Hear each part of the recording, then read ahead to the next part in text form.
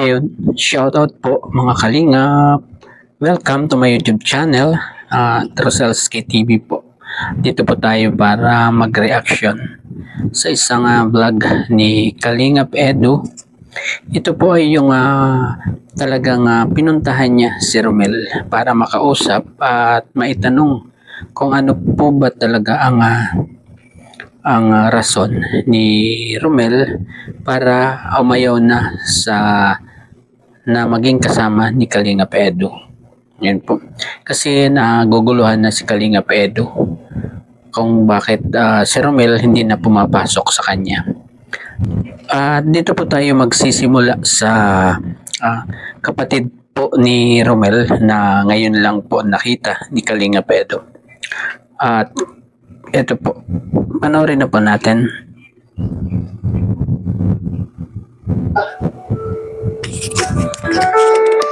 Bundok sa dito. Saan po kayo natin na ate? Hindi pa kayo, kailan yung huling baba niyo? Pag nababa kayo dito sa kayo natira, o hindi pa talaga?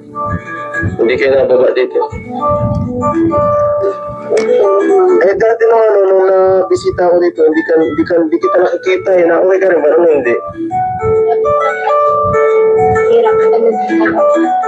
Sa baba lang po kami may health. Grabe siya. Anong pangalan niyo po ate?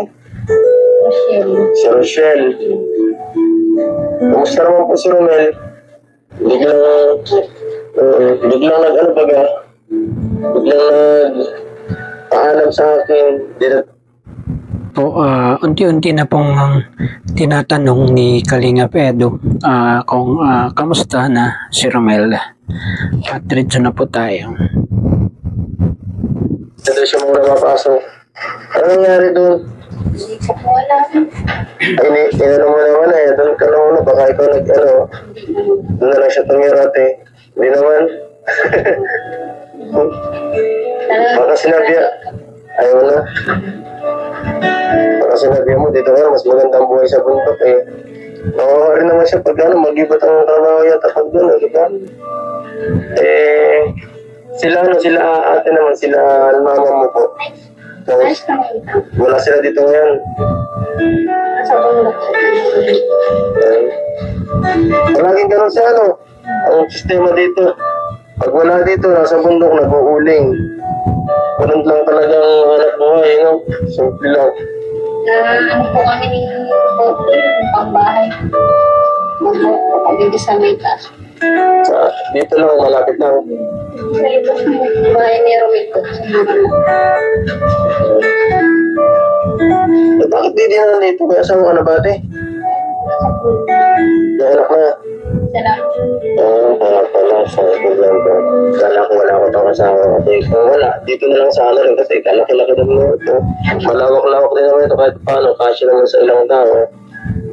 Siyempre, kung gusto mo naman, makituloy, pwede ka naman dito kasi bahay mo naman ito, So, anong klaseng bahay? Simentado rin din? Parang ano lang siya. Native lang, simple lang. Yung pag-alis ni Roel, medyo siyempre, nakasimulat. Siyempre, gusto ko rin baka ang isip ko, ay, naisip ko. Ayun po, nakausap na niya yung ate ni Romel at talagang sinabi na ayaw na talaga ni Romel na magpasok kay Kalingap Edu. At idiretso po natin doon sa tiyuhin naman ni Romel at kinausap ito ni Kalingap Edu. Halika po, panoorin na po natin. Medyo emotional din talaga minsan itong batang pa. Kaya nasabihin mo yung compliment. Sabi niya, silang daw muna yung matagal. Masyadong sekreto si Romel, no? Ayaw sabihin kung anong problema niya. Kung ba't hindi na siya pumapasok kay Kalingap Edu. At pati yung tito niya nanghihinayang sa oportunidad na meron si Romel.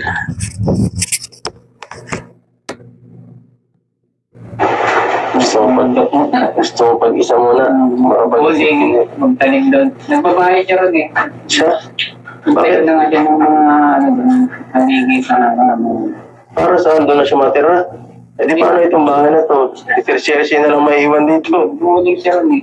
Para mas... Yung nanay Di niya. ba may bayad naman sila doon? Hindi, ayaw niya ng... Ayaw nakasama. May sarili din kanta. Ang klase yan. Gusto pala ni Romel mo, ano, parang sa mga manidi, lahat ng pwesto may bahay. Laking ano kasi yan, laking hirap silang bumaba dito. Ayun lang yung nabanggit mo. Sabi ko, sayang yung opportunity ni Sir Edo sa'yo. Minsan lang yan. Bigyan ka naman ng pagkakataon para sa kanilang doon. Saka ano yun, baka wala na yung sunod. Kaya nga, ngayon lang siya binigyan ng... Totoo yun. At pinakawalan pa niya. At mahirap yun na sasabihin niya na sasakalang. Ay, paano kung wala na nga sa susunod? Di nawala na talaga yung opportunity niya na sa natulong na galing kay Kalinga Edo, di ba? Sa katawan niya. Ayun ang sagot niya lang, medyo matigas yung matang. Hindi basta-basta kikilit sa kain ng matanda sa kanila. Matututo na lang siguro pagka Pag bata pa naman kasi yan, 17 pa lang yan. kaya dapat talaga i-guide, ano? Kaso, hindi mo rin basta-basta may-guide kasi nga, hindi siya basta nakikinig pa. Matigas ulo niyan pagpang eh. Gusto niya sarili ng decision, sarili ng Ayun, galing na mismo sa tito ni Romel na talagang matigas ang ulo ni Romel.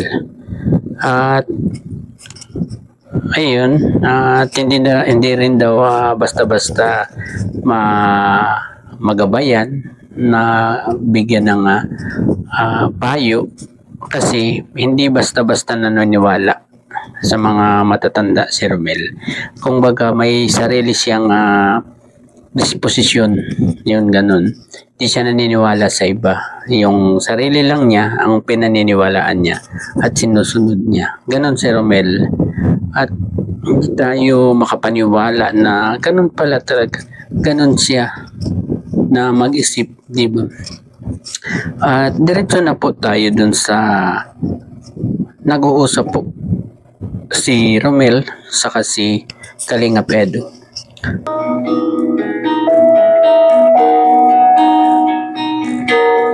Sabi daw nila Sherry, nandito daw siya. So, hanapin ko na lang po siya kung nasaan. Nag-uharap daw po siya ng gulayan dito eh. Kasi, ayun nga, para sa kanilang ay makain silang pamilya.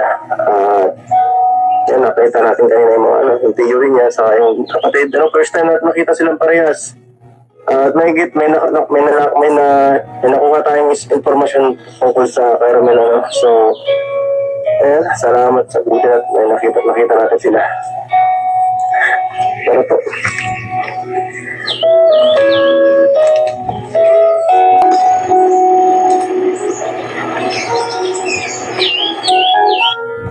Romel! Uy! Ang ginagawa mo dyan? Ang bihira ka.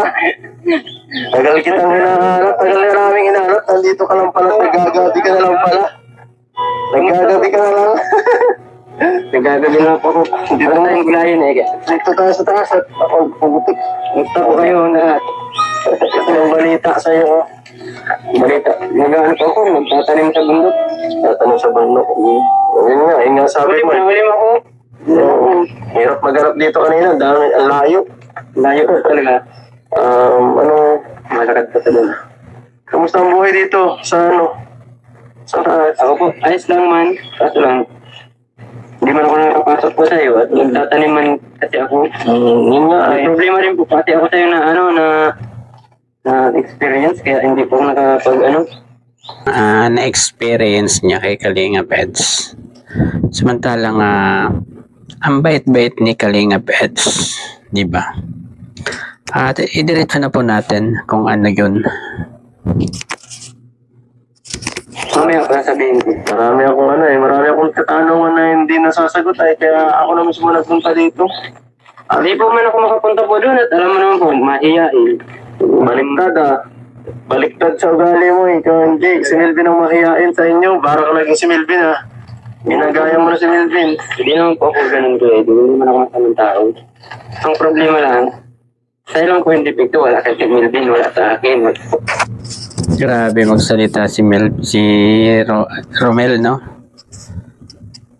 Saka hindi naman sinabi ni Kalinga Pedro na masama siya. At kung masama siya, hindi na siya hahanapin ni Kalinga Peds, di ba? Pambihira, Carmel.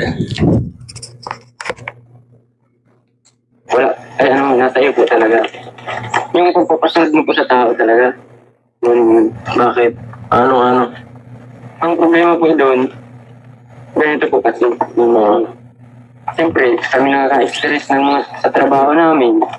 Tapos, kami na taga-asikaso ng mga, ang gusto po namin, Sir Melvin, yung utos mo po, ayos naman po sana. Hindi po yung, mautos ka po, mapasok ka sa bahay. Yun po, kami doon, para kaming nasasaktan naman, wala. Parang yung amo namin na hindi kami inaasikaso. Pambihira si Romel, no? Grabe naman yung binanggit niyang yun. Sakit kay Kalinga Peds yun na pinaratangan siya ni Romel na hindi siya inaasikaso. Pambihira. Ang mabuting aral. Paano mabuting kami magtusa? Kasi ang problema lang po, parang yung nautos ka po, makapasok sa bahay. Hindi na po namin naranasan yung pagmamahal mo sa amin, kuya eh. Bakit hindi naranasan na paano? Ganito po kasi yan. Ang problema lang po doon, halimbawa, may gibat yung dala namin. Gusto mo ako Padala. Hindi po. Hindi man. Ganito po yun. Pinapadala mo po kami, yung mautos ka lang po. Nabuutusan mo po kami lahat. At kaming dalawa ni Tim Melvin. Yung mga mabibigat na bagay po, dadalahin na. Dapat po, sagrado po yung utos. Hindi po yung mautos lang. Walang wala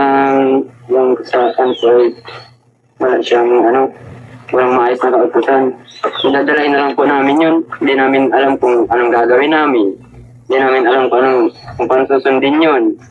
Tapos yung mga kung anong ginagawa po natin, hindi ko maayos. Kaya nahihirapan po kung minsan Ayun, masyadong mareklamo siya sa trabaho, no? Yun ang napupuna ko kay Romel. At hindi po pwede na ganyan ang ugali ng isang tauhan, di ba? Boss mo si Kalingap Edo, kaya igalang mo kung ano ang naging ugali ng boss mo, di ba? Yun lang po ang sa akin. Galitan mo ako. Di masakit lang po sa kalooban. Kaming dalawa ni Tio Melvin. At di namin alam kung anong gagawin. Nasabihin mo lang po, baga, kunin niyo yung doon, Romel, yung mga gamit natin. Hindi ko naman po alam kung anong, yun. Hindi naman po alam kung kanino. Yung anong ginagawa natin. Kung kaninong mga gamit yun, hindi, kukunin ko na lahat eh. Hindi, baga, minsan napapagalitan mo at hindi man yun. Pinabalik ko, nakakapagod ko din. So ayaw mo nung masyadong, walang malinaw na utos. Ayaw kung mapagod kami. Okay nga lang po kuya ito, kahit kahit hindi mo na kami, doon po pala sa okay nga lang kahit hindi mo na kami bigyan ng maayos na sahod, basta makakain lang tayo sa maghapon. Yun po, yun ang kinukutob ng ng butchi.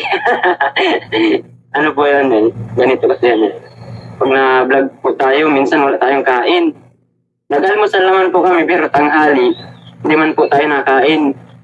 Ang po namin ito, Melvin, sana, kung pwede na lang sanang bawasan itong sahod, gawin. Napakababaw ng dahilan mo, Ben. Grabe. At pare-pareho naman kayong hindi kumakain, di ba? Pati si Kalinga Peds, hindi rin kumakain yan. Di ba? At pag kumain naman kayo, sabay-sabay din naman kayo, di ba? Grabe naman ito. May na lang natin pagkain yung tiglim ang daan natin. Tiglim ang daan namin ni Melvin ay wala man po, hindi man namin ano yun. Dahil, ano man, nahihiya man po kami sa'yo. Nahihiya kami dahil wala man pong, wala man maisabi po kami sa'yo. Ikaw ang, amo namin. Yung maayos na wala ang maayos na isip na ibibigay na ganyan.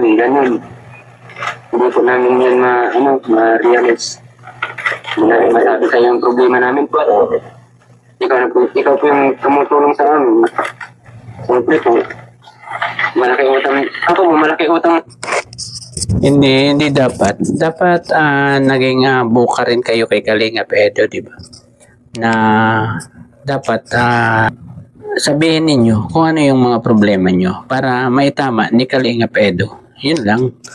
Hindi yung kung ano-ano pang sasabihin, ganito, hindi nakakakain ng tanghalian. Grabe. Ang bihira naman.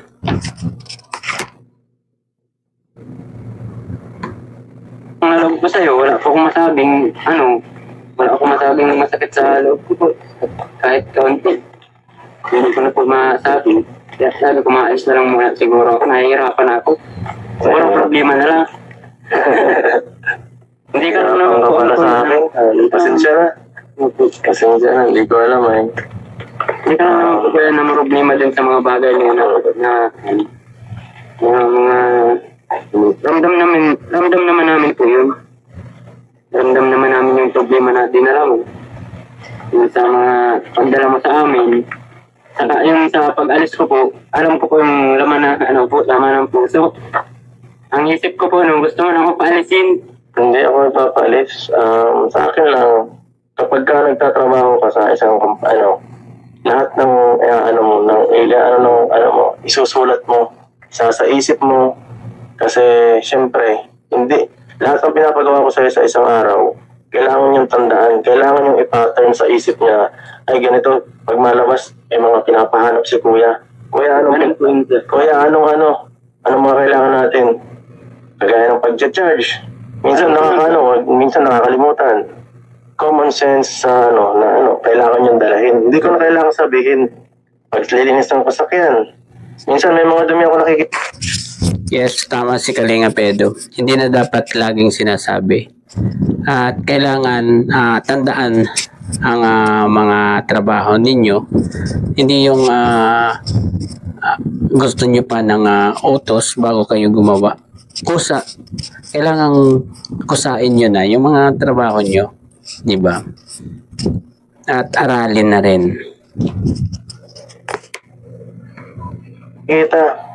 Ayoko naman magparatitingin na, kailangan po ba linisin, kailangan po bang isabi yan.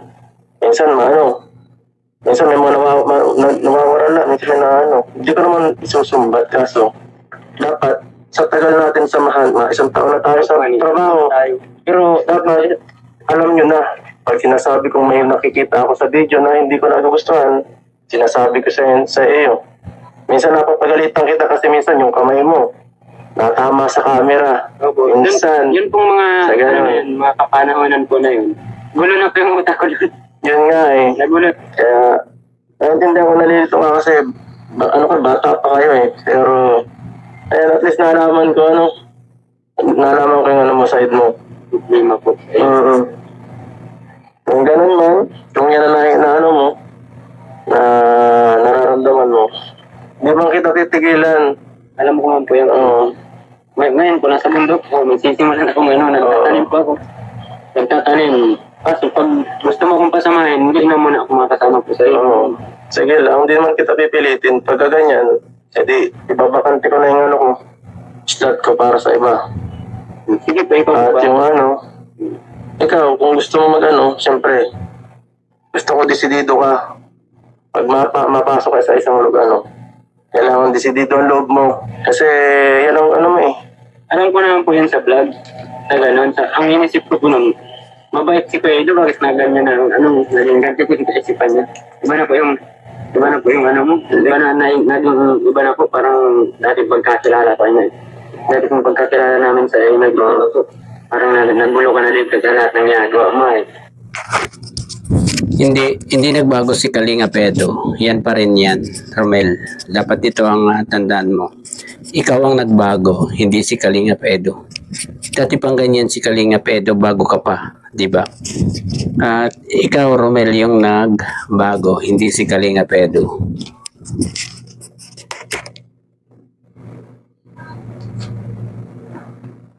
Hindi po ang problema. Hindi naman sa ano, kasi marami pa akong ginagawa. Hindi nyo alam yung hirap na ginagawa namin dito ay. Alam mo naman po yan sa Yung gano'n ko, halos wala na akong pahinga. Kaya minsan, maintindihan nyo sana bilang ano kung kasama na sana kayo minsan ang mag-adjust para sa akin. Kasi hindi ko ibibigay ng isang bagay na hindi nyo kayang gawin. Na hindi mag-iba, hindi man sobra. Kasi, siyempre, mahal ko kayo bilang mga tinutulungan ko. Lalo na kayo, mga alalay ko. Alam niyo yan, hindi ko kayo, parang, yung parang sa pagpaano ko sa iyo, sa kunin kita, tiwala ako sa iyo eh. alam ko naman po yung kayo, pero dahil sa tiwala ko, nasira. Hindi ko na, ay ganun po sa tiwala. May nasira ng isang puso, isang isip. Pasensya na kung yan ang naisip mo, ano. Kabutihan ko po, naging masama na ito. Pasensya na. Siguro, tayo kailangan na rin natin Diba? Ang napapansin ko lang kay Romel, di ba? Hindi siya nakikinig sa sinasabi ni Kalinga Pedo, di ba? At yung punto pa rin niya, yung ginigiit niya. Di ba? Hindi siya nakikinig. Diretso pa po natin. Mag-part ways dahil yan nga. Yan pa lang decision. Respeto lang. Respetuhin ko yan. Yung sa pagpaalam ko po sa iyo, Kuya, talagang sinadya ko po yan, nasa chat lang ang paalam. Para hindi po ako makausap ng personal, yung antara ko dito. Sige, naiintindihan ko yan. Paano magtulong sa iyo? Magtulong sa iyo, saka sa sa bahay niyo. Ha? Baka makaitong mga papo, kaya ko na. Kaya mo na yung bahay mo? Kaya na namin ko yun. Hindi naman po kami na, nagpulong kami sa iba naman. Hindi mo po alam sa iba kung nakapagdaan ko yung kalusa ko. Alam ko ang hirap ko, marami na ako nakikita ngayon. Kaya wala akong maayos na disiplina. Wala akong maayos na sariling isip ko kung ang dahalan ko. Ayun, inamin niya na wala siyang maayos na disiplina. Ibig sabihin, anong ibig sabihin niya doon? Diba? Mga kahirapan. So, balik po. Ngayon lang po nga ako nagbalik ka lang dito. Kaya lang. Ngayon lang po nagbalik. Ilang taon na lang nakalimpo. Hindi naman po ako talaga kailangan nakatira dati. Kaya kami watak-watak. Wala akong ama. Ano po ako na. Kaya andito ako eh. Pinag-guide kita. Malaki din po pagsalamat ko po tayo. Kahit ganyan po. Hindi naman kayo sinabayaan. Gusto mo makipagtapos, dapat ipasa mo yan. Kahit hanggang Christian lang po sana. Kasi mahal naman ako ngayon po sa ano. Maulit ka na naman. Yung Christian lang po kasi yun. Paano pag wala ka nang tumutulong sa'yo, kasi kay mama ka na lang mahingi, kay mama mo. Ang suporta. Dito na lang siguro tayo. Salamat sa oras, ha. Ingat kayo dito, Sherry, ha. Salamat po. Ginagawa yung buhay namin. Ginagawa yung bahay ko namin. Mag-iingat kayo dito palagi at kayo na lang magsusuportahan dito. At Salamat po talaga ito. salamat sa lahat. Sa lahat ng samahan. Sana'y walang samaan ng loob hanggang sa huli. Ano pa rin tayo? Salamat po tayo. Salamat po ulit. Salamat po. Sige, ingat yan. Ayun, napanood natin ang vlog ni Kalinga Pedo kay Romel. At ang masasabi ko lang po talagang desidido na si Romel na hindi pumasok kay Kalinga Pedo. At si Romel pala may kanyang ugali na hindi natin alam, di ba? At hindi rin alam ni Kalingap Edu na ganun, di ba? At sana magbago pa ang desisyon ni Romel at sana ay tatanggapin pa rin naman siya daw ni Kalingap Edu. Nasabi niya yan sa kanyang live na kung kailan maging handa si Romel na bumalik sa kanya, tatanggapin pa rin niya. Ganun kabait si Kalingap Edu. Diba? Tingnan nyo, sinadya pa nga ni Kalingap Edu dyan para malaman yung totoong dahilan kung bakit ayaw na ni Romel pumasok sa kanya. Ayun po. At hanggang dito na lamang po ang ating konting pagre-reaction sa vlog ni Kalingap Edu kay Romel. At bago po tayo magtapos, pakisuportahan po ang ama ng Kalingap, Kuya Val Santos Matubang, Ate Edna Vlog at Kalingap Rob. At ang mga K-Boys, Kalingap Edu, Kalingap Dan, Kalingap Tata, Dr. Lab, Red Sign Vlogs, at 20 Boys. Ayun po. At hanggang sa muli po. Bye-bye. God bless po sa lahat.